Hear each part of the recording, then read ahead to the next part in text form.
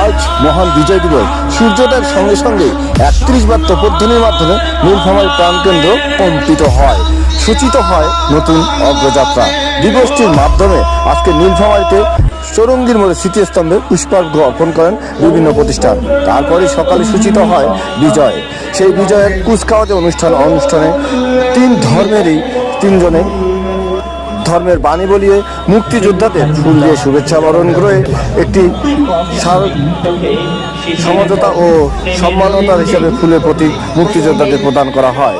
ফুল শেষে একটি বেলুন উড়িয়ে অনুষ্ঠানের উদ্বোধন ঘোষণা করে পায়রা সূচনা লগ্ন থেকে পায়রা উড়িয়ে কবুতরগুলোকে অবমুক্ত করা হয়। এই কবুতর অবমুক্তের মাধ্যমে নতুন করে বাংলাদেশের স্বাধীনতাকে জনাব মোহাম্মদ নাহিদুজ্জামান বিশেষ বক্তব্য রাখেন। আজকের এই দিনটিকে ঘিরে শুরু হয় কুচকাওয়াজ। শুনুন বিস্তারিত।